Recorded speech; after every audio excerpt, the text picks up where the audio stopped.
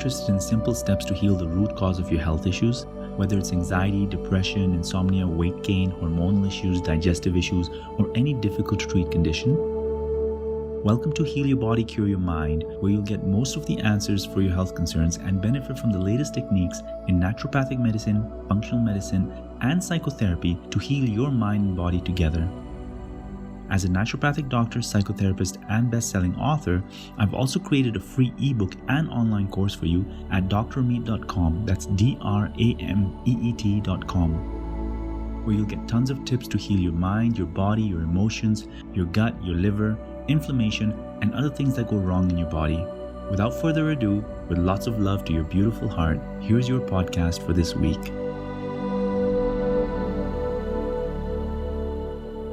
Welcome back to the Anxiety Summit Season 6, Toxins, Meds, and Infections. I'm your host, Trudy Scott, food mood expert, certified nutritionist, author of the Anti-Anxiety Food Solution. Today we have Dr. Ameet Aggarwal here to discuss the importance of liver in detox, how liver function is intricately connected to your mood and anxiety levels, and how to improve liver function and bile production.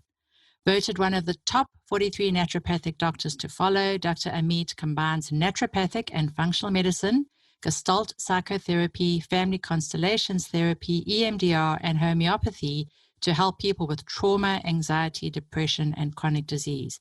His best-selling book, online sessions and online courses at drameet.com have helped thousands of people heal their mind and body together with emotional release techniques and holistic medicine. Dr. Ameet also treats poor communities and children living with disabilities in Kenya through his charitable work and sales of his book and online course. Very big welcome, Dr. Ameet. It's a pleasure to have you back on the Anxiety Summit.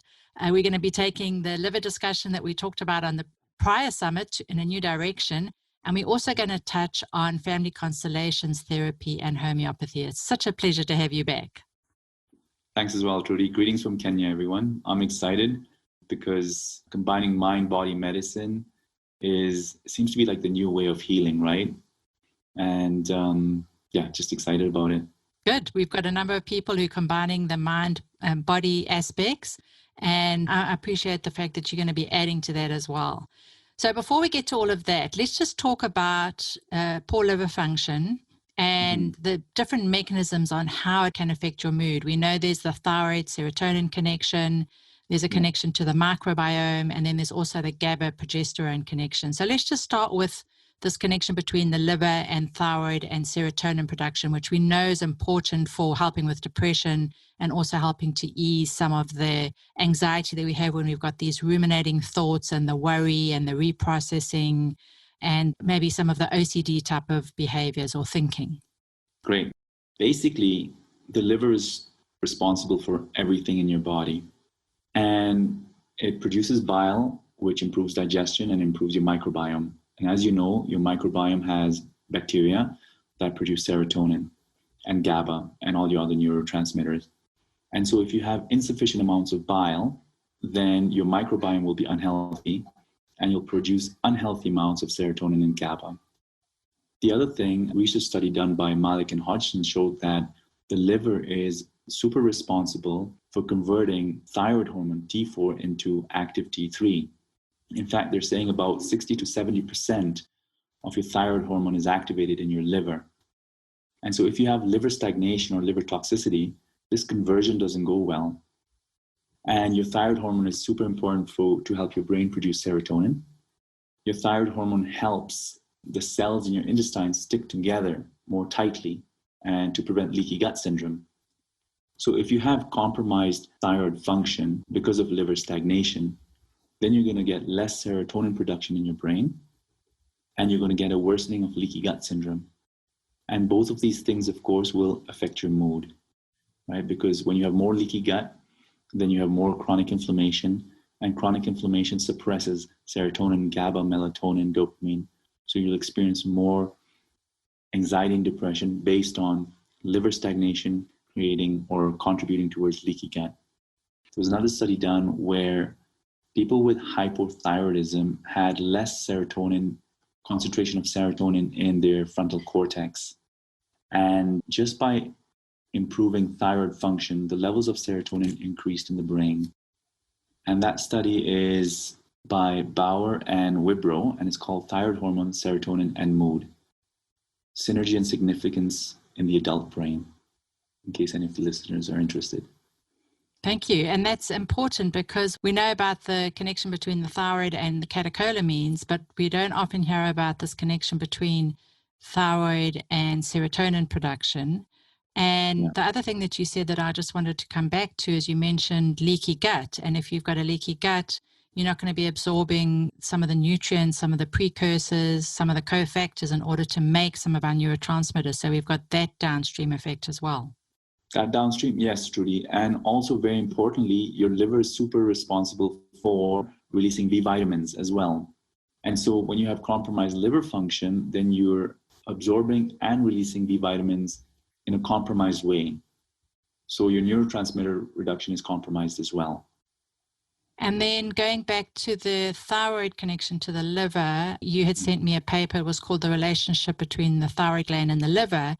And the fact that you said that so much of thyroid hormone is activated in the liver, I don't think many people realize this. So this makes it really, really important. We've got thyroid dysfunction, it affects the liver, and then the liver disease in turn modulates thyroid hormone metabolism. So we've got this sort of two-way connection going on. Absolutely. And I think that's why people with low thyroid function often experience constipation, right?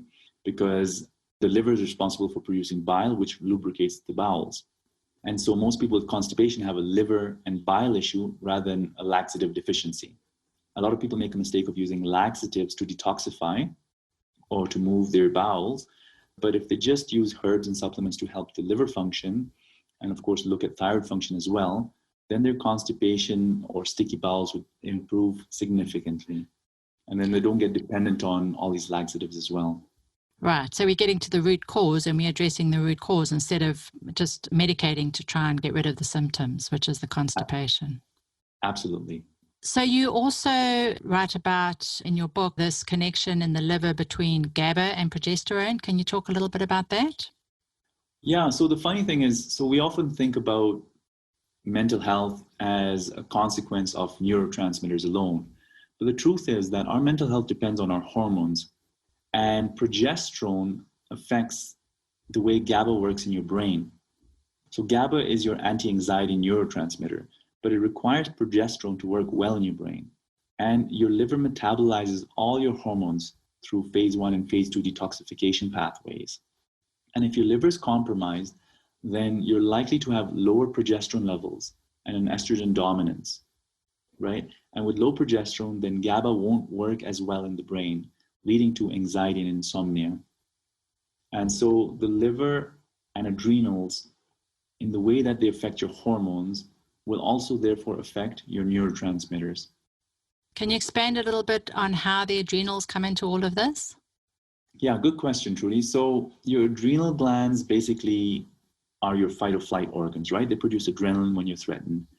And they also produce cortisol. So with chronic stress that's unresolved, or even unresolved childhood traumas, your adrenal glands are in a chronic state of fight or flight.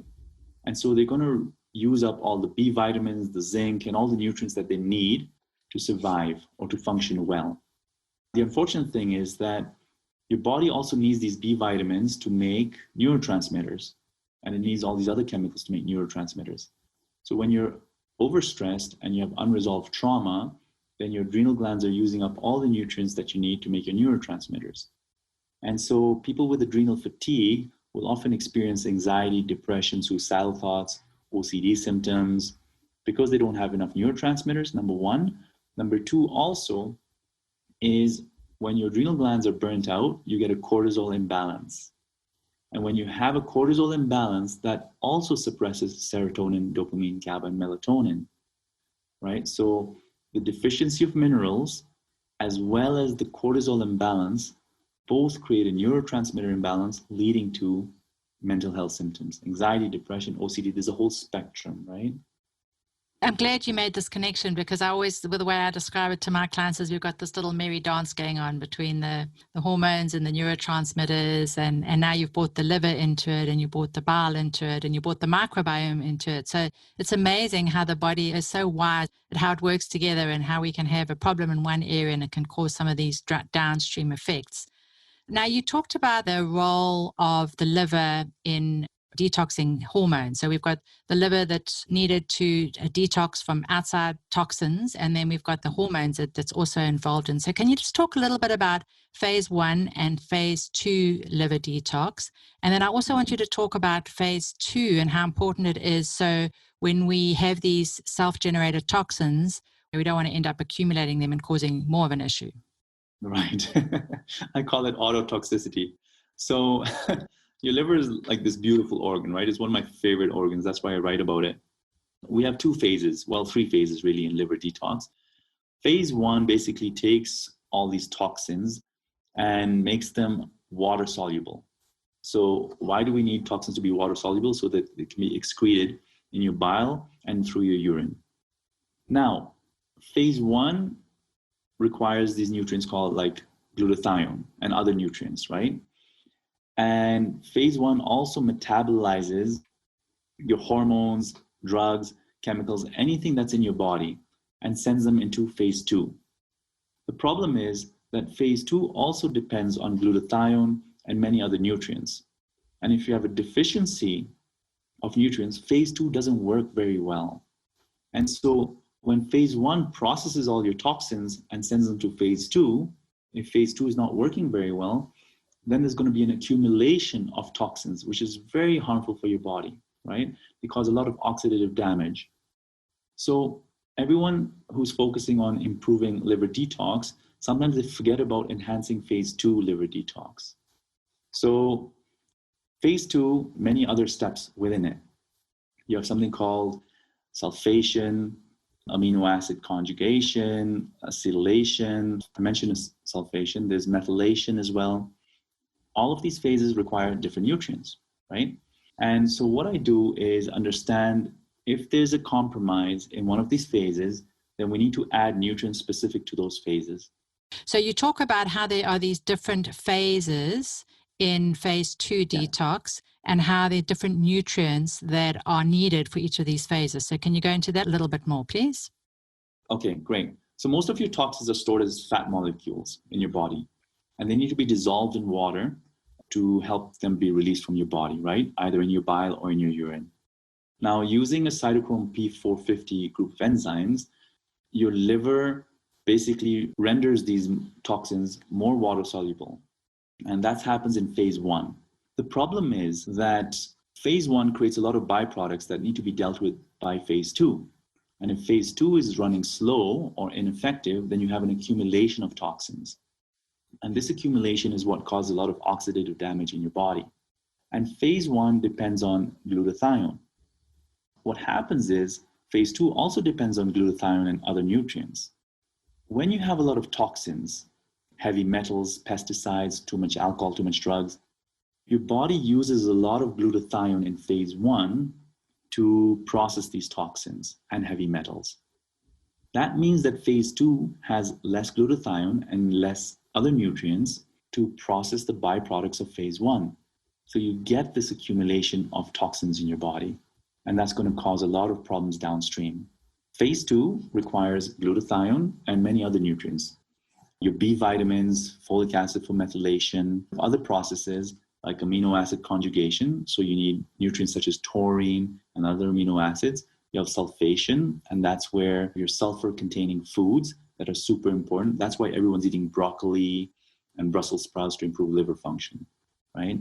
You have other processes such as glucuronidation, which we'll talk about and why that's important with Gilbert syndrome as well. So all these phases have to be taken care of with the right nutrients and the right detoxification herbs as well to make sure that there's no accumulation of toxins from phase 1. Great. Thanks for clarifying that, because I think people often focus on phase 1 and they don't think about what's happening in phase 2, and they've got these more active metabolites that are going to cause more issues. So let's talk about, you mentioned a few liver-friendly foods. I'm glad you mentioned the high-sulfur foods. We've got the broccoli and the cabbage and the Brussels sprouts, which actually also help with phase 2 detoxification, as you've shared. What other liver-friendly foods do you recommend that we think about consuming? And we're going to go into the nutrients in a second, but let's talk about some foods first. So I always start with bitter foods, Trudy, because bitter foods stimulate your liver to release bile, and that's really important, right? Bitter foods include arugula, radish, dandelion, and also adding turmeric in your food, in your cooking, will stimulate bile flow. Things like parsley, thyme, ginger, and also berries, they'll provide the antioxidants, because remember, your liver is going through a lot of oxidative damage, so you need the antioxidants. And then Indian cooking also has a lot of other spices like coriander seeds, fennel, turmeric, cumin, and those also help to detoxify your liver. So having a bit of spicy food will improve liver function. And then you mentioned the Brussels sprouts and the broccoli, cabbage, bok choy, onions and garlic. They also contain sulfur, which will help with liver detoxification, especially the sulfation pathway, which is really important for bile conjugation as well. Love it. I feel hungry just listening, and I love Indian food, and I love that you mentioned the spices, because we often talk about the foods and we forget about how beneficial some of those spices are. Can you give me ideas on how someone could use turmeric in like a curry or in a beverage? Right. So what I do is I actually make a turmeric ginger lemon tea. So ginger is great for the liver, turmeric is fantastic for the liver, and lemon obviously stimulates bile flow as well. So I'll drink that once or twice a day. My mom or family always adds turmeric to their cooking. And you go to any restaurant, most Indian restaurants will have turmeric in their cooking. And the important thing is to add black pepper with turmeric, because black pepper activates the turmeric. It helps it become more bioavailable. So black pepper is super important when you're using turmeric as well. So with your turmeric lemon ginger tea, you're obviously using a turmeric root, and are you grating it, or do you just cut it into chunks, and how do you make it? Most turmeric is readily sold as a powder, as a pre-prepared powder. So I just put the powder in. Of course, the fresh root is better. So I'll crush it. I'll just pound it a lot and then boil it, because I like to have it in little pieces so that the ingredients are released much faster. Then I won't strain it. I'll actually swallow the root, all those pieces. Right? So most people will use a tea bag or use a sieve to filter out all the medicines, but I like to eat them so that my stomach acids process those roots further and get more nutrients out of them. I love it. So what about some other herbs for liver support? You've mentioned the B vitamins. Obviously, the turmeric is a good herb. You've mentioned some cooking herbs. What about other medicinal herbs that we might want to consider for liver support, and then also for nutrients for improving bile production? Okay. So in my online course, I have a whole protocol for liver detox using these herbs. I'll mention some of them. One of the most important ones is glutathione. Very important. It's the major antioxidant for your liver. Then there's NAC. NAC helps your body replenish glutathione. The herbs that I love using include milk thistle, of course. That's the famous one for the liver. Dandelion is very important. Dandelion root specifically, because dandelion leaf is for the kidneys, but dandelion root is for the liver, and it helps stimulate bile flow. Then we have artichoke leaf as well. And then I use homeopathics as well, such as Nexphomeca or Lycopodium.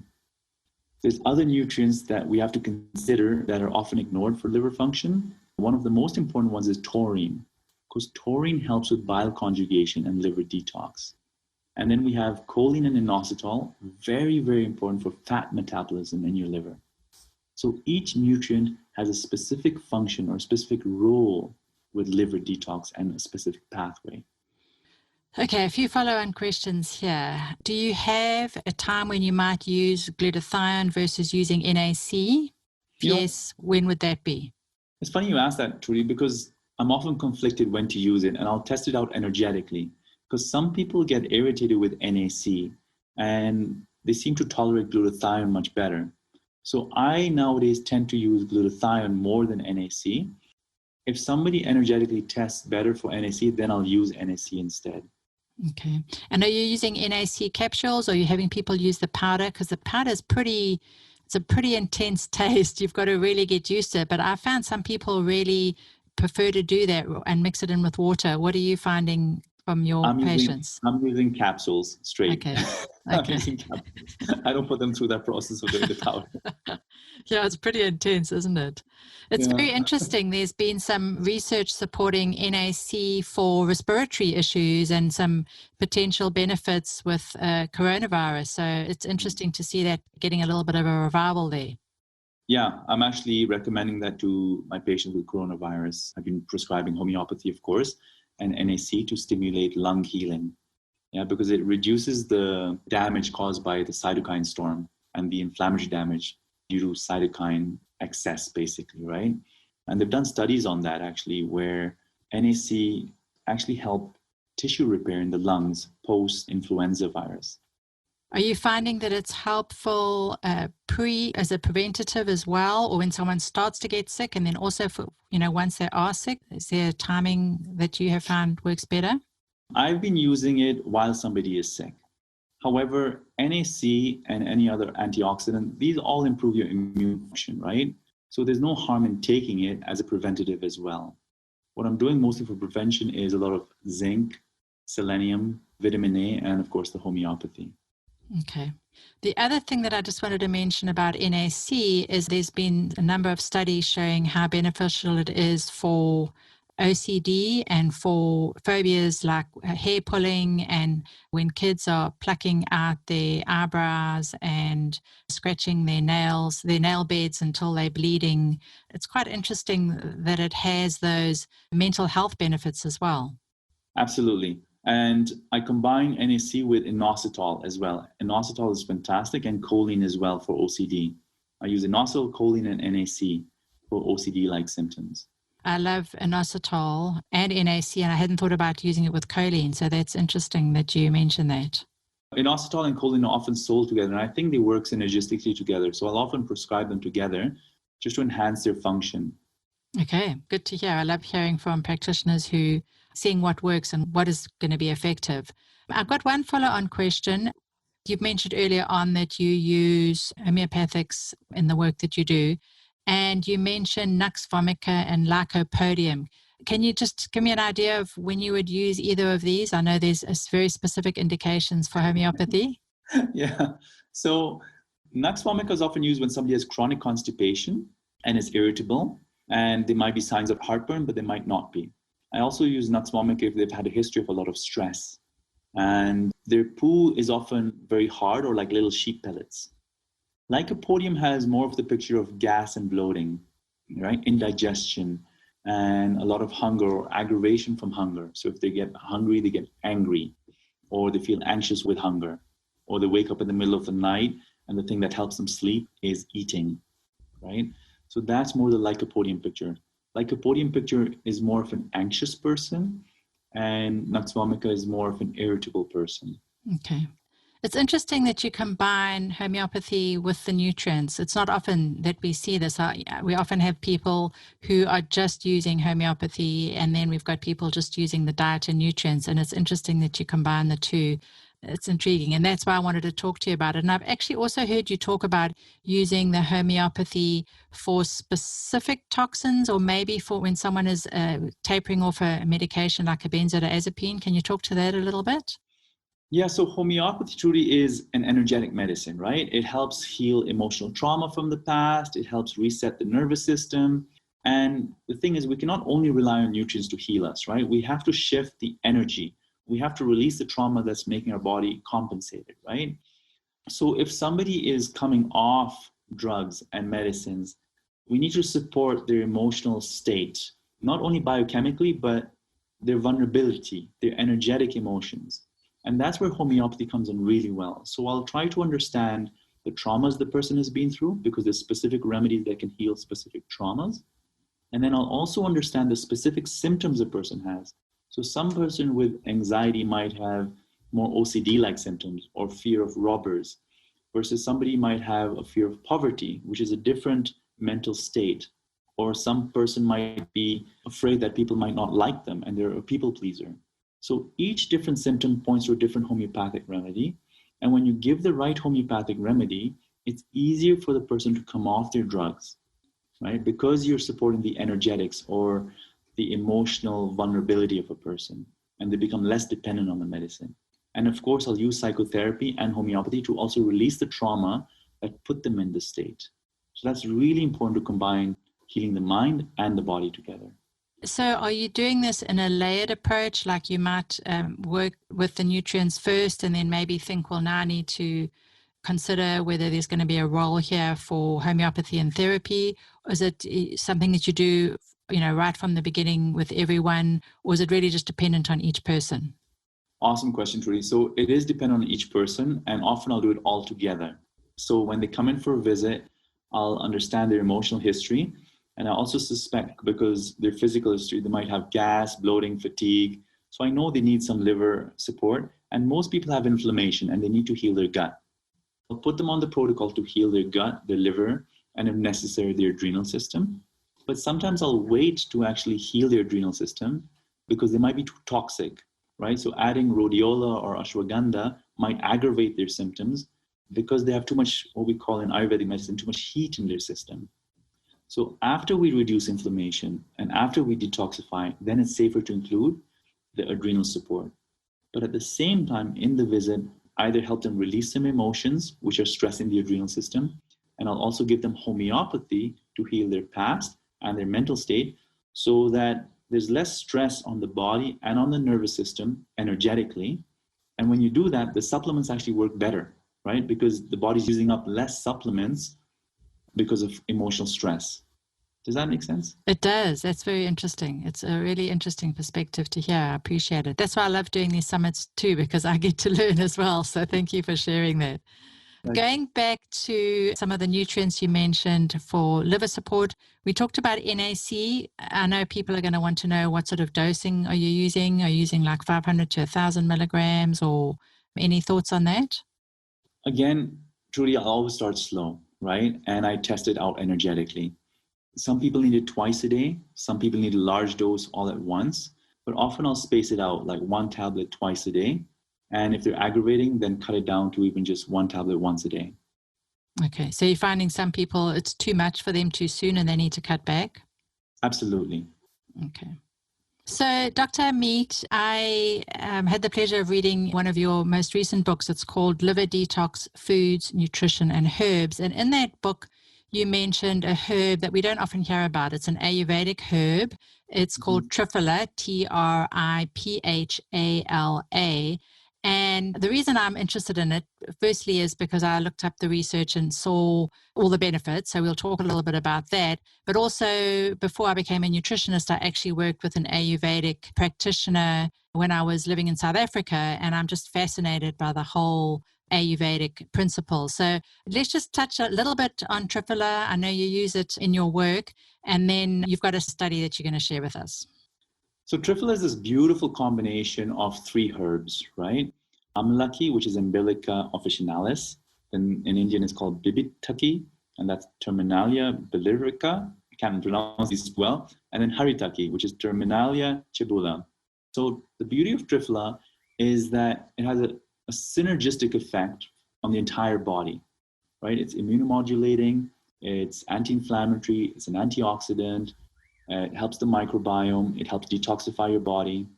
So in Ayurvedic medicine, it's one of the first therapies that people undergo to, I think, reset their metabolism. So when you remove all the toxins and you tone down inflammation, then any other herb you add will work much better because you have less blockages in the system, right? And there was actually a study done where people were exposed to noise stress, right? The stress of just loud noises and stuff. And noise stress actually increases inflammation in your body. And they found that Triphala reduces this inflammatory response. So in a way, Triphala can be used to also tolerate stress. And what I do is I add it in warm water and I sip it during the day. Most people recommend taking it at night because it has a laxative effect. I personally haven't found a very strong laxative effect on it, so I'm comfortable just sipping it during the day to just tone my system and protect it and cleanse while I'm living my daily life. Interesting. It was so good to read about it, and I appreciate you sharing that. The paper that I pulled as a result of reading it in your book was called Therapeutic Uses of Triphala in Ayurvedic Medicine, and as well as some of the benefits that you just mentioned, it's also got immune modulating effects. It's antibacterial, hypoglycemic, so it'll help with high blood sugar, chemoprotective and radioprotective. So I was just blown away when I read all of those benefits. But the other reason why I was particularly interested and why I wanted to talk about it today is I've got some discussions going on in my Facebook group about misophonia, misophonia, which are people who have this issue with noises. And it's usually chewing noises where if I'm talking and they can hear me going, when I'm talking, or if someone's eating, they can hear the plate, the scratching on the plate while someone's eating, or just hearing someone in the room next to them being bothered by the chewing. And it's not even loud chewing, but they're just very, very sensitive to it. So when I heard about the fact that Triphala could help in that area, that just thought, oh, that's interesting. Because what I've found is that for some people who have this misophonia or misophonia, however you want to pronounce it, they respond, it's like an OCD type situation, and they respond well to serotonin support. They may respond well to NAC, which we just talked about, but now we've got Triphala as well that might help them. And I guess it depends on what their underlying cause is, what the trigger is, and everyone responds differently to different things. So it's fascinating. Absolutely. And also for misophonia, I use homeopathics like caliphos and phosphoric acid in the cases where somebody's had a lot of burnout and their nerves are raw, so they're oversensitive to things. They don't have a shield or protection. And so they'll react to either loud noises or people chewing. They'll get irritable very easily. So homeopathy is a great addition, as well as Triphala, of course, and NAC, like you mentioned. So just mention the two homeopathic formulas you mentioned there, caliphos and? Caliphos and phosphoric acid I've often used for burnout states. And in burnout states, I've found that some people are oversensitive to noises, especially loud noises. So when you give them these low-dose homeopathics, they jump less or they startle less. So I imagine even for misophonia, they'd be less irritated with other noises going out in their system. So these homeopathics make the nerves less raw or less sensitive. And that makes sense because it's like the nails scratching on a chalkboard that I remember thinking about when I was a kid. And for some people, just hearing chewing, regular chewing, or someone eating a packet of crisps, some of the feedback that I've had from people in my community, it's been so serious that they have to eat in a different room to the rest of the family. They can't eat out at restaurants. So it is a very debilitating symptom that is affecting people's lives. So I'm so glad we've got the Triphala and these homeopathics that you've mentioned as possible additions. Your thoughts on serotonin support for this as well? Absolutely, because serotonin deficiency is often seen in OCD symptoms, right? And like you say, misophonia is a form of OCD. It's a stray from the normal. It's something that's new or an added stimulus. And that can provoke a lot of anxiety or irritation in someone. So definitely using serotonin or inositol or inositol, yeah. I imagine that would help a lot as well, because it reduces the obsession, right? Because in OCD, we really get obsessed with small things, either germs or noises or something new. We just want that familiar state all the time as much as possible. Well, thank you for all of that. That was an interesting discussion. So let's just talk about something else related to the liver function, and that's Gilbert's syndrome. And the reason I wanted to bring this up is when I was getting ready for this interview, I posted on social media and I asked my community, I'm going to be interviewing someone about the liver. Is there any specific questions that you have? And I was very surprised to have 5 or 6 people ask about Gilbert syndrome. And it's not very common. I've worked with a few clients with Gilbert syndrome. It's not something that we hear a lot about. And a lot of people will go to the doctor and they're told they've got Gilbert syndrome and there's absolutely nothing that we can do. So I asked you if you could take a look at this and give some feedback. And we often have anxiety and depression with Gilbert syndrome. So if you could just go ahead and share what you found, I think that'll be very helpful. Yeah, with pleasure, Trudy. So Gilbert syndrome is compromised glucuronidation detoxification. What does that mean? So in the second phase 2 of liver detox, you have this pathway called glucuronidation.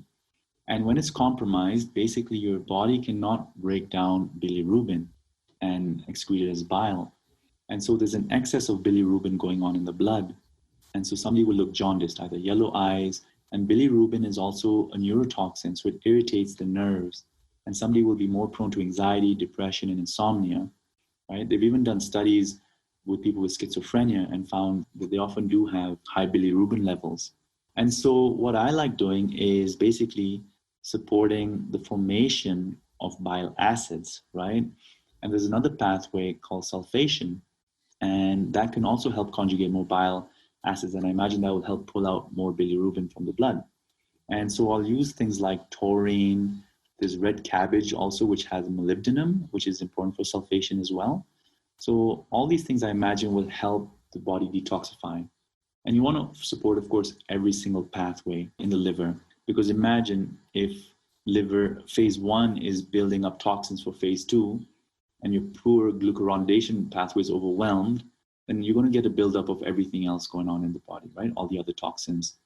So just enhancing liver function and then using taurine and phase 2 specific nutrients, I imagine you can help reduce the symptoms of Gilbert syndrome.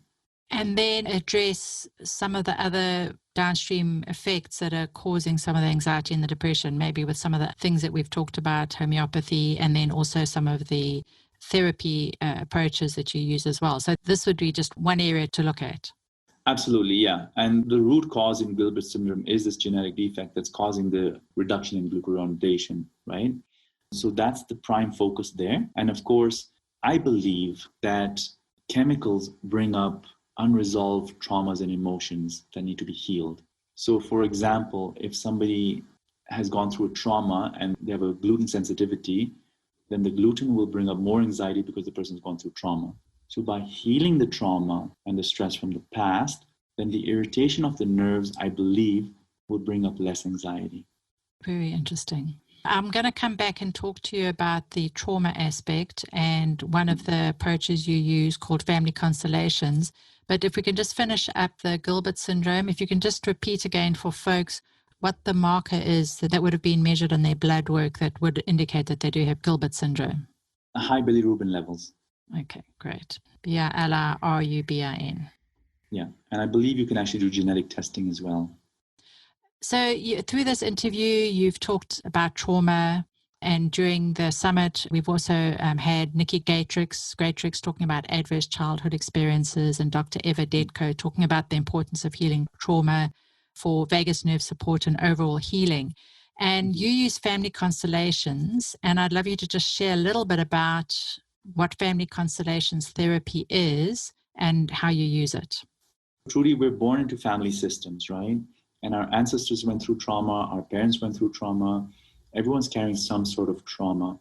And our parents' and grandparents' physiology is affected by trauma. And so when we're born into these systems, our physiology is also more primed for anxiety, depression, or stress based on the genetic changes that happen to our ancestors. And combining EMDR, Gestalt psychotherapy, and family constellations, there's a way to release the loyalties or bondages to these traumas from previous generations, right? The therapy is called family constellation therapy, where we use certain sentences to help heal. For example, if your mom was abandoned by your dad, and then your mom created a strong bond with you, suddenly you became like her partner rather than her child. And she shared her sorrows, and you took on a responsibility for her sorrows and pain. And a healing sentence could be something simple like, "Dear mom, I love you very much. You're the big one. I'm the little child. You can carry this with respect and heal your path so that I can live my life as the pure child for you. And I thank you for giving me the life you've given me." I know it sounds a bit strange, but these healing sentences actually release us from almost karmic or energetic entanglements that we have with our parents and our ancestors. Another example is if your mom had a miscarriage or an abortion before you, and you think you're the first child, you might have a lot of anxiety, unexplained anxiety that doesn't go away with medications or even nutrition and homeopathy.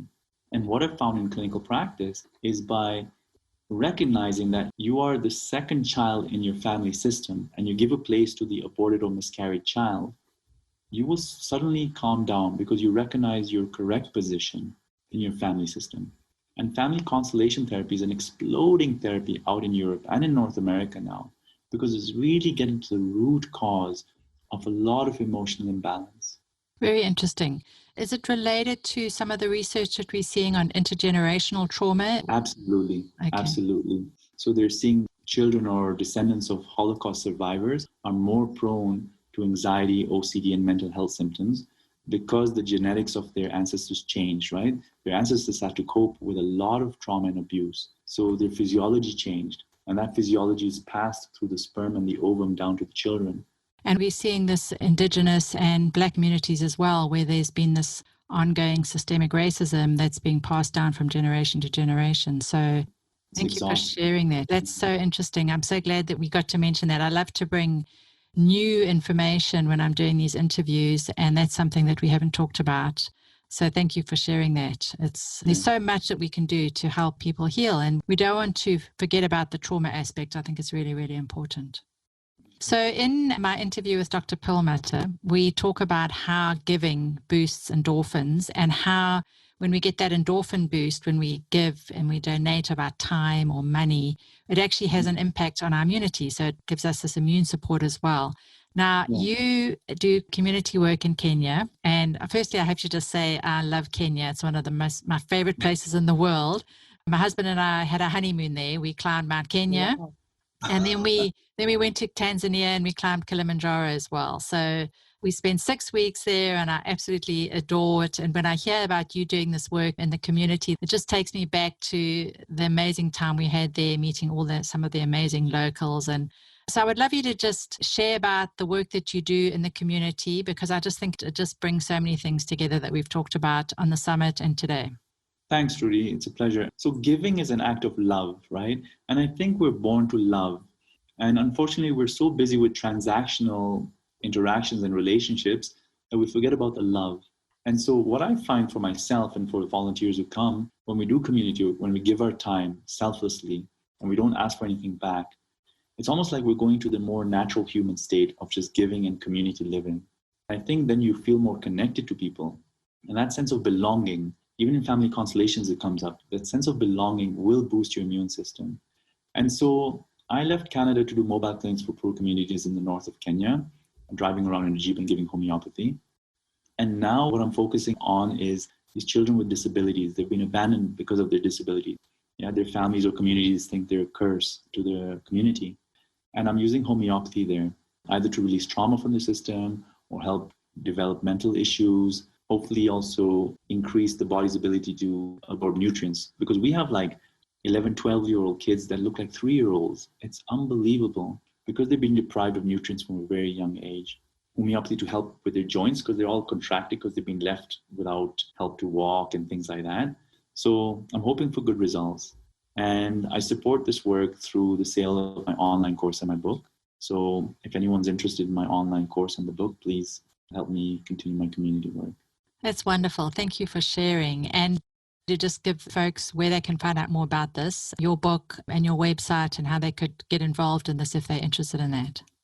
The website is drameet.com, DRAMEET. It has a link to the charity work. It has a link to my online course and the books as well.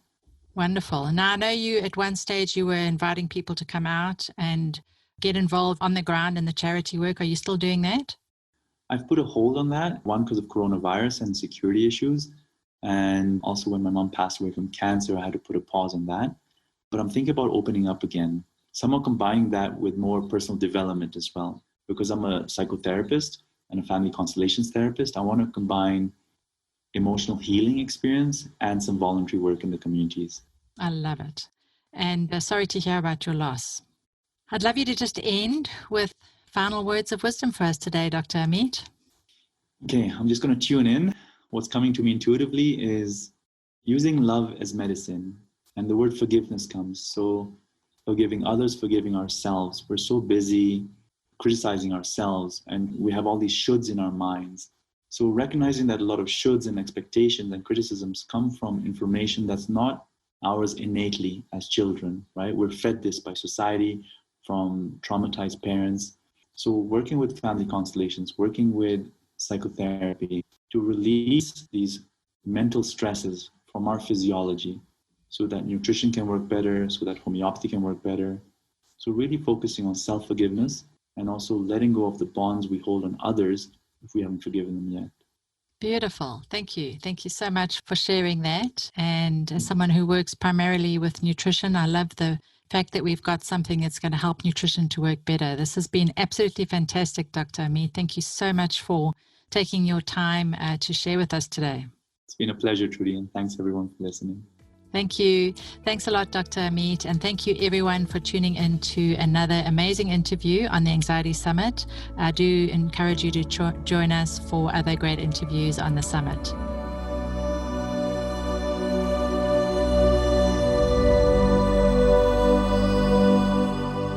Thanks for listening. Remember, you can go deeper in your healing with amazing remedies and therapies covered in your free online course and ebook on drameet.com.